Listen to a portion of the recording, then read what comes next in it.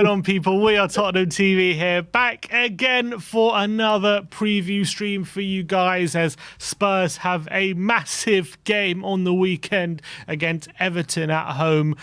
We need to avoid getting Dyched. If we can get those magical 3 points leading up to Christmas, then we actually go 3 points behind Arsenal in first place, who take on Liverpool later that day. So it doesn't get much bigger. I am here with the great Brian Daigle from Tottenham on Tour, who's filling in for Ben. Some of you definitely did guess it yesterday in the comments, but I did become an uncle for the first time yesterday. Ben had a beautiful baby boy, his wife Ashley giving birth yesterday morning. So everyone send their best wishes to Ben and his wife on the birth of their son. Beautiful news. I could not be happier and prouder. And I'm absolutely delighted with that news. And so you're not going to be seeing Ben in the near future, but Spurs never stop. So Brian Daigle, big up to you for filling in as always, mate. How are you doing?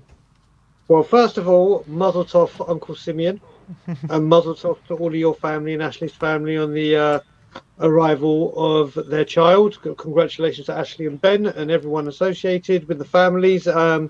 Wonderful news. Spurs do continue, and it's a huge game, isn't it? It's a huge game. Yeah, it's massive, and maybe in seasons past, or even maybe if you asked me near the beginning of the season, going into this game, Everton at home, which we do have a pretty good record at home to Everton, you would have thought this game is a game which you'd be very confident about. You really think we can take the game to Everton, but Sean Dyche and Everton, especially in recent weeks, have really turned up the form books. I think he's won 6. Everton have won 6 of their last 8 Premier League games. Obviously, they're off the back of these Premier League points deductions, 10-point deductions they got now a couple months ago. It seems to have really galvanised this Everton team and Sean Dyche. I think it's like the perfect storm in a weird way, in terms of the way they play and having this us versus them mentality. You see it on screen now. In their last 5 games, they won 4 of them. Obviously, crashed out of the Carabao Cup in midweek, but only on penalties, and they're 1 more penalty away from winning. But look at that away form. That away form is astonishing for a team near the bottom of the league. 4 wins on the trot. I think if you take their away form for the whole season as well, they're about 5th in the league. And look at the goals conceded. That's the big thing. Yeah. 1 goal conceded in their last 5. They're off the back of 4 consecutive clean sheets as well, at the time of speaking. Well, but obviously before the Carabao Cup game in midweek. But in the Premier League, it's 4 consecutive clean sheets. Spurs, on the other hand, obviously definitely back to winning ways last couple games, but obviously we had a bit of inconsistent results. I would say performances are still pretty strong, but this ain't going to be an easy game, is it? Especially with a lot now riding on this game, considering we actually really put ourselves in and amongst it if we do get a win, don't we? So looking at, I don't know how much you've seen of Everton, Brian, but in recent weeks, tell me what you've what you think of their recent performances. So first of all, you got to say a huge. I think Sean Dyche personally is a very, very underrated manager and associated with playing one kind of brand of football. But if you look at the teams he's been at, Watford, Burnley, and now financially struggling Everton, he's had to deal with what he's got. I think he's a lot better than what they give credit for. And you know what? Fair play to Everton after getting their points deduction. Tackling it this way, it could have hit them harder. They could have had they really could have been drawn into it, but they've responded. And like you said, those goals conceded is astonishing. I do get to watch quite a bit of Everton. Luckily, over here we get all the games anyway, so we get to see every single game. So I have seen him. He has a plan. You just got to look at. We were watching at the Scotland Yard in between before the West Ham game, and at half time there. Demolishing of Newcastle, and they played Newcastle off the park. Forget if they were tired, Newcastle, or injuries. Everton was superb, and Dwight McNeil is a real handful at times, and I think Everton have responded to the points deduction. It couldn't get much better, could you? 4 wins out of 4 and not conceding in the league.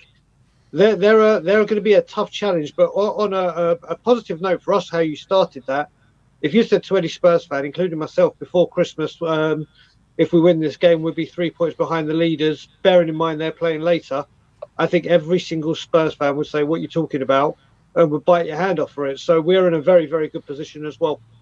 Yeah, and it means there's a lot riding on it, and if we can somehow get those 3 points, with Liverpool and Arsenal playing later, which means we're definitely gaining points on one of those teams. If we get 3 points, it'll be absolutely massive. But it's going to be so tough, especially obviously with our suspensions, Udogie, Basuma being out as well.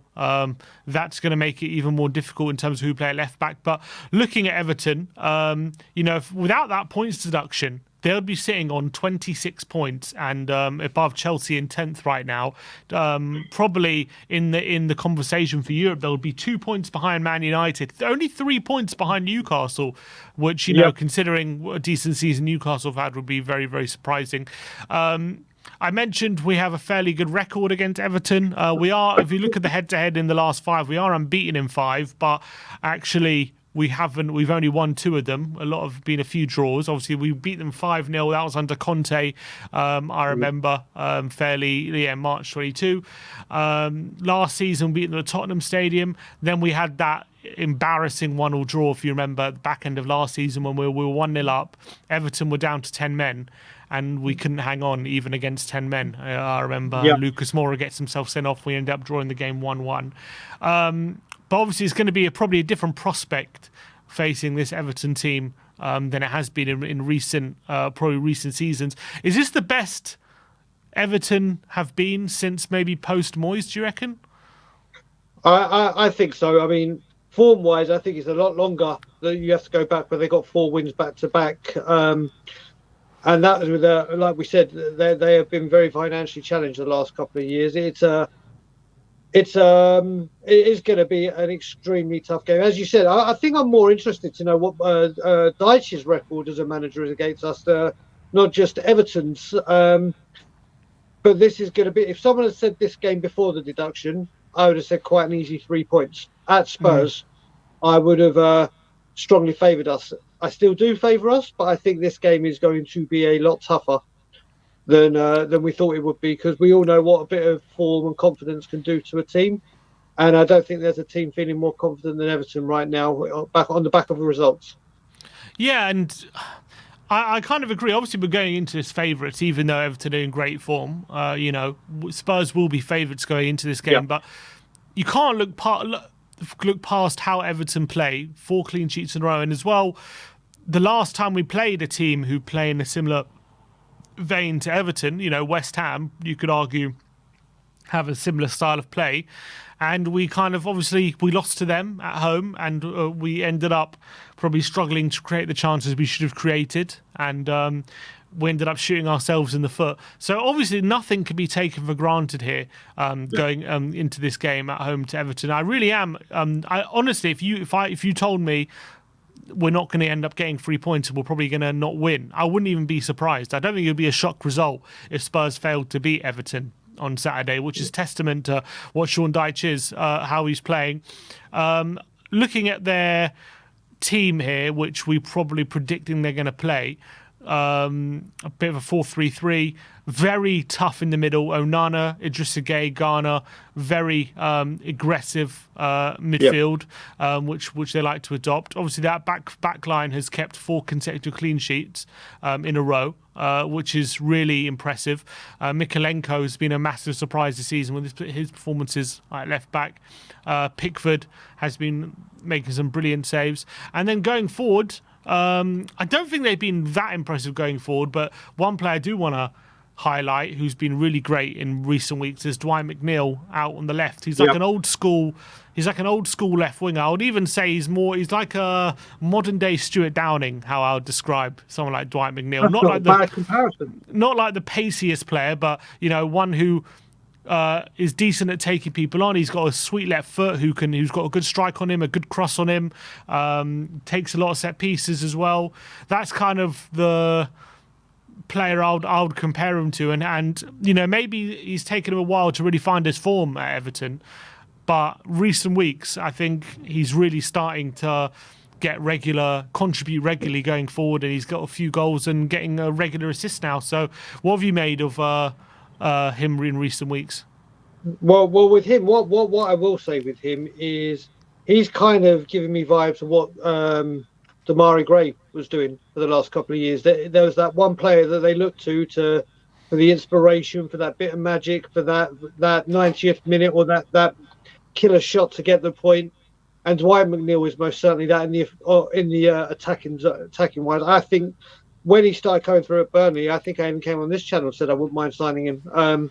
Obviously, that was at the beginning when he first started breaking through. I think he's a great player. I really do.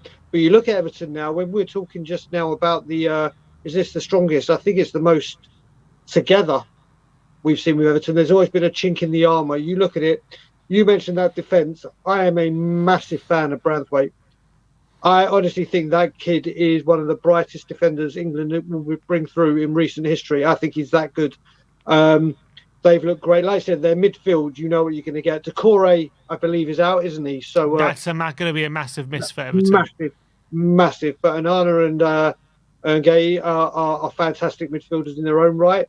This is you look for a weakness right now, and as a unit, they're very, very hard to find in Everton right now. Yeah, and they're all very strong, very aggressive players, and I think they've really bought into what Dyched is trying to do there. I did have my doubts about at the beginning of the season. Obviously, I think they lost their first 3 games of the season, and I was looking at it thinking, Everton, they're a big club and a good club, and are they really gonna kind of buy into playing this kind of football on a regular basis, especially if they're struggling for results as well? And are these players really going to buy into it? And you have to 100% buy into it if it's going to work. Like it was at Burnley, everyone was completely behind Sean Dyche at that moment. So I did doubt it, but I think in recent weeks, especially, I think, to be fair, their away form has been good all season, but obviously at home as well, they're starting to pick up results as well. And I think if you think about just logically, like how they play, like what really helps them in terms of how they set up, obviously very resolute, very well organised, very aggressive, which I think is the main thing, really good from set pieces. But it's all about having that aggression and that intensity in their play and like fighting for every ball, that kind of thing. That's what really makes this Sean Dyche team tick. And then you add into that the whole points tally deduction and how they feel a bit maybe there's something unjust going on, and they've really it's maybe brought them closer together in a way that they really need to fight for every result. In a weird way, I think it benefits them in terms of their form, how the way things have conspired, and I think it benefits the way they play, the kind of mentality this points deduction has given them, if you know what I mean. So yep. I'm not saying they're lucky to get it, obviously, because look, 10 points is a massive deduction. But I'm just saying, in a weird way, I feel like getting that points deduction and the mentality that's given them has benefited the way Sean Dyche likes to set up his teams. Well, one thing I will add to that, I mean, I think you're bang on the money, but also what I think will add to Everton is they probably analysed this as a team and thought, you know what, if we were going to get a deduction in any season, this season would probably be the best, because the 3 promoted teams, I don't think have been as poor as they have been this season. Luton has started to put a bit of form and may get out of it, but out of the recent history, there's been 1 or 2 teams that are not even in the relegation debate right now. You've got to think it spurred them on and said, right, let's show them how it's done and really pull together and make this a non-entity. And I don't think anyone, even Everton fans, would have thought not forget 4 wins back to back, but 4 clean sheets. Yeah, as you said, you go back to that graphic you put up first. Only conceding 1 in the last 5 is outstanding for Manchester City, let alone Everton Football Club or Tottenham. It's an outstanding achievement. So they're definitely all together and singing off the same hymn sheet and wanting to work as a team, aren't they? You can see it in the results. Yeah, and the clean sheets they've been getting as well. Obviously, clean sheets against anyone is impressive, but these have not been easy games. Forest away 1-0, Everton at home. Newcastle at home 3-0, Chelsea at home 2-0, and then Burnley away 2-0 as well. So not the easiest games at all. To keep these clean sheets that they've been keeping, which makes it even more impressive, albeit the game before Forest, they did lose 3-0 at home to Man United. So definitely not to say that they're some sort of unpenetrable force, because clearly they can definitely be got at in the right situations. And I think if Tottenham, can play at the level that we've seen them play this season, there is a possibility that if Everton come into this game, looking to be resolute and, not trying to ride the storm early on, they could be blown away early doors and find themselves, 2-0 down in the first half an hour, and all of a sudden they got a mountain to climb. But if we do kind of allow Everton to settle in the game, like we did with West Ham, we had that bit of a blitz early on, and then we kind of allowed them to settle in the game. We allowed them to get a foothold in the game. We only scored the one goal, and all of a sudden things changed, and they grew into the game. We made a mistake, makes it 1-1, make another mistake, makes it 2-1, end up losing the game. So I think Everton will be probably looking at that blueprint and thinking that's probably the best way to go about challenging this Spurs team. But for you, do you see them kind of sitting back, kind of soaking up pressure and looking to hit us on the counter? Or do you think, with the form they're in, clean sheets, maybe they'll come to Spurs Stadium and have a bit of a go? I'm a bit torn with this one, Tim. I think they may start like West Ham for the first 10-15 minutes, try and ride the storm, because if we do what we did with Newcastle, potentially we could rip them apart, like we could have done West Ham, but we weren't clinical enough to take our chances. I think they might try and sit back to weather the storm at the beginning, and then as the game gradually goes on, they might be more expansive, not like Newcastle, but go more attacking. But you've got to think with their form as well, they just want to stay as is. If it ain't broke, don't fix it. They've got a game plan. You talk about I know it's away, but you look at those home games, Chelsea and Newcastle. They are tough fixtures for any team, and they disposed of them quite easily. Away, you'd think with the atmosphere that we're generating at the moment at White Hart Lane and the Tottenham Hotspur Stadium, whatever you want to call it, will be too much. Everton will bring the noise as well, but I think we've just got to make sure we're clinical.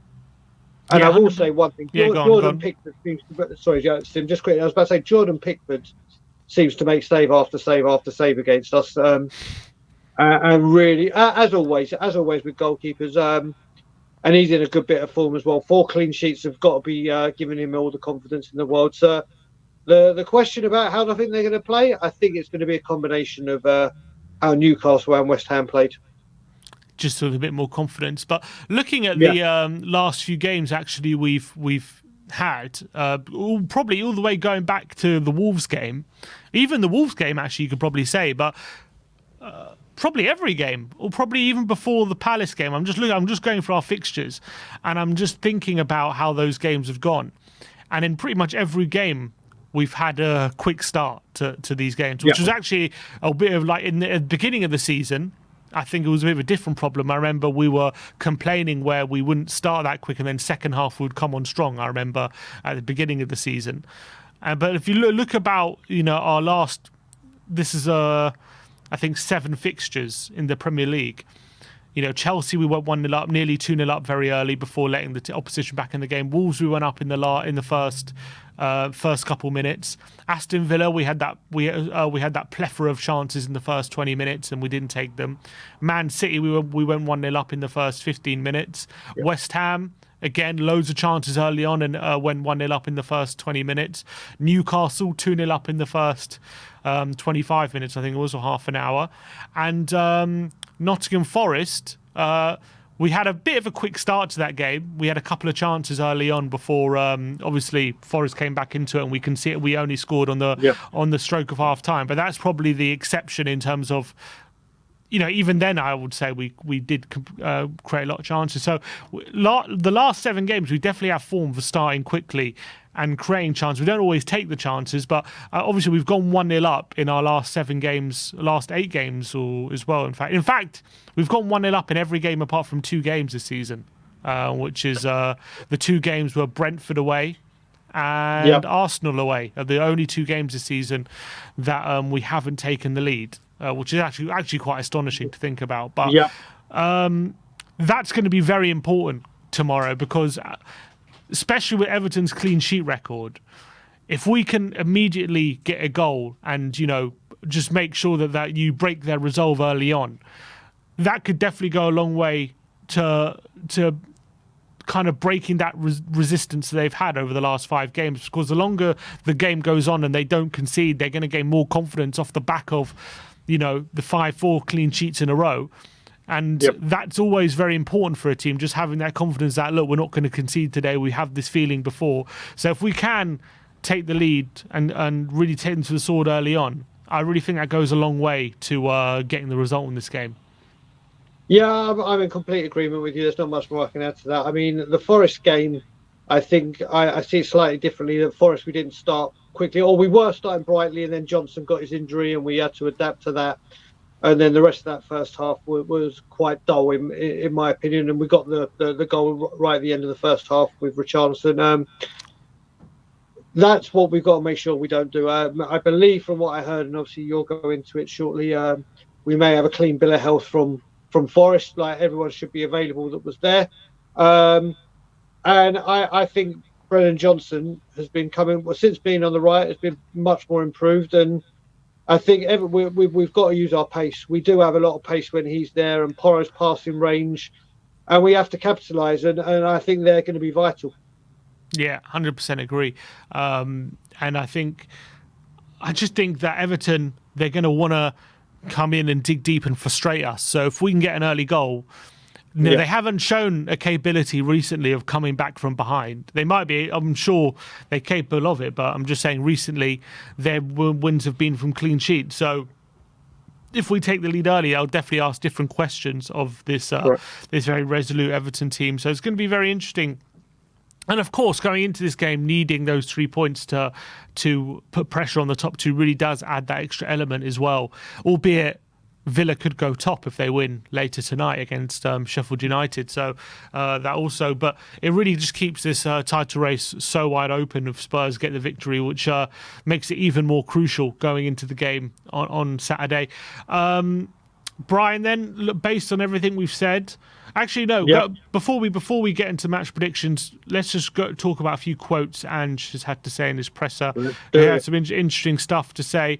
Talking about Sean Dyche and Everton, he said, I think, saying about their recent form, he said, even if you take away the 10-point deduction, they'd be in a fairly good position in the league. I think they've been one of the most consistent sides all year. Sean has done an outstanding job, but when you get hit with something like that, it's often a measure of the playing group and the manager, how they respond to adversity, and you've got to say the response has been first class. And also Sean Dyche said Ange is his kind of guy, he said, Sean Dyche. So it just seems like 2 people who definitely get on. Oh, yeah. I mean, I will say as well, I think Sean Dyche is one of the funniest managers you'll find. I remember him doing an interview with Tubes on Sky Sports, and it's just hysterical. They're just laughing the whole way through. He seems like a really, really down-to-earth guy, Sean Dyche. And like I said at the beginning of the show, I think he is wildly underrated for the style of play and what he's achieved. But you look at the teams he's been at Watford, at Burnley, who he led to their longest stint in the Premier League. And now he's gone to Everton, which is a massive club. Let's not forget how big Everton Football Club is. But they are under, their hands are tied in many ways at the moment. I think he could do a wonderful job there. He cannot be underestimated. And great comments from Ange, saying exactly as it is. And like I said, it looks like 2 managers that do thoroughly respect each other. Wouldn't mind going out for dinner with a pair of them. That would be a good laugh. I'm sure that would definitely be something brilliant to be at. He was also asked about our discipline issues of late. Lots of red cards, yellow cards, and whether it's a problem. he said he was asked whether he feels the need to address the discipline with the squad. He said, no, not really. Obviously, it's something that is not great for us as it is costing us during games. It is costing us post games. Players are well aware of the kind of impact that these things have, and I'm sure they'll learn from their experience, from those experiences. My experience in football is that the best remedy for those kind of things is a player missing out. If they feel they are missing out on something, then it brings them into line pretty quickly. Hopefully, we keep winning games, and the guys who miss out learn their lesson that way. So what do you make of those comments from Ange? Do you think there's an underlying kind of, not anger, but disappointment in some of the stupid cards we have been picking up, and he's saying, these players need to learn their lesson? Or, what would you make of those comments? So first of all, I think a lot of that is towards Yves Bissouma. In all honesty, I think because obviously that's a guy where 4 of our red cards, 2 of them have been his. He's going to have to learn his lesson. See, this is the thing. I mean, one thing I will say is, talking of the discipline, I watched the panel show that you did with Stel and Ashmatic, and the fan show that Stel did his bit saying about Romero and how the world are targeting him and the tackles that have gone on since Romero's tackle and getting away with it. I still fail to see how Destiny Udogi's yellow card is a yellow card against Forest. I honestly, you look at, like we said, people have gone back to the Wolves-West Ham game and seen that elbow. Mm-hmm. I don't understand where we are with this. So a lot of this is bad officiating. But Spurs do need to learn their lesson. And, not need to learn their lesson, but they need to learn when to foul, when not to foul, picking up a yellow card. And we've still got, you look at it, Sim, we've still got a couple of players that, if they pick up 1 or 2 yellow cards before Christmas, they're on the suspensions as well. And we got 3 games before it goes up to 10. So we have got to be careful. We have got to be careful. It is a concern, isn't it? I mean, Destiny's huge miss tomorrow. And especially with midfield, we can't risk any other midfielders being out with yellow cards. I think Kulusevski's 1 or 2 away. There's another one in midfield. Højbjerg, I think, is 1 away. We've got to be very, very careful at this time of year. And yeah, we need to learn discipline. And I think as well, the frustrating thing for me is they seem to be constantly unnecessary challenges. It's not like they're, sometimes you can kind of, if a player takes on for the team and, the opposition about to get a chance, we're 2-0 up, you just want to, see out the game, get a clean sheet, and he takes on for the team with a yellow or red, then I can kind of, you can look past that, and I don't think it's like a massive issue. But I think all the red cards we've had have been really okay. Maybe not Udogi's against Chelsea because maybe they were getting a good chance there. But Romero's one against Chelsea, completely unnecessary. Bissouma's red card against Luton, completely unnecessary, and then his red card against Forest was completely unnecessary and just a stupid challenge. So that's my frustration, is that we seem to be playing well in games, then we just shoot ourselves in the foot with something completely brainless. Essentially, and I think that's maybe what Ange would probably be frustrated with, not necessarily that it's the amount of cards we get, it's just how we're getting these cards is ridiculous in a way. And especially, like, imagine you're Ange and your team's in control, doing well, 1-0 up, you're winning a game, and then constantly someone's just doing something to try and undermine the result all the time, whether it be a mistake on the pitch, like giving away a goal, which has happened against like West Ham, or be it a stupid card like has happened against Luton and Forest and Chelsea. Yeah. Well, what you got to also remember, Stephen, I remember, and I loved this part with Jose Mourinho. You were probably at the game. Do you remember that game where we beat Wolves 2-1 and Jan Vertonghen scored a last-minute header and we won that? And he says even in the documentary, he kept changing the person at left back so they could keep picking up yellow cards on Traore to stop him, because he couldn't risk. Obviously, if you get 1 yellow card against him, you know what's going to happen. There's been that's genius from Jose, and that's moving the players around to avoid those kind of things. But like you said, we are picking up the most needless yellow cards. Bissouma's one against Luton is just ridiculous. The Forest one ain't far short of it, but yeah, we've got to learn where and when to make these. If someone's going clean through 1-on-1 and you put him down, you're taking one for the team. But you can't say every single game, every single booking, you're taking one of the team. But they know what they've got to do, and they've got to learn to be clever or be more on point with their tackling, haven't they? Absolutely. So I do think that must be a bit of a frustration for Ange, but hopefully that second half of the season is something we can put behind us. He was speaking about transfers as well. Angie said, I don't really, on whether they'll be busy in January, he said, I don't really know. It's one of those things in January. It's a fairly tricky month in terms of club business, but we've got guys in the background working on it. And once the window opens, we'll see if we can make an impact. So he's been talking about, potential transfers. And one other thing I want to touch on is you talk about Ollie Skip. Asked if Skip can play the number 6 position. He said most of the time he's been coming on in games, we've needed some energy further up the park, and that's the role he has been fulfilling. But he can play the 6, and he probably will play there. We have 3 games over the next week, so he'll probably get an opportunity at some point in that position. And with Biss being away pretty much until the end of Jan, I'm sure we'll use him in that space. So do you think skipping the 6, maybe, that could bring a better level of performance from him? So first thing first, this is just me thinking out loud. I think with him being used more than Pierre, this is goodbye Pierre in January. In all honesty, if that's what he's going to do and keep playing him, I will say that I would rather Højbjerg came on against Forest when he came on, but in the second half he did a great job. Ollie Skip. I think there's a real player in him. It's just, is he an Ange type player to play regularly? He's now going to get his chance. Ollie Skip under Conte before he got injured was superb. I think he is going to get game time. We'll have to wait and see if he can play the 6. But he's going to get given his chance now, isn't he? And I don't know how you feel about him, but using him more than Højbjerg is just saying one thing to me. It was interesting, wasn't it, on Friday night against Forest that Skip came on before Højbjerg, which hasn't been the case for a lot of the season. So it'll be interesting to see what that team selection looks like on Saturday, who he picks in that number 6 position in place of Basuma, because I do think that'll be very telling. But look, Brian, having said all that on tomorrow's game, what is your score prediction going into the game?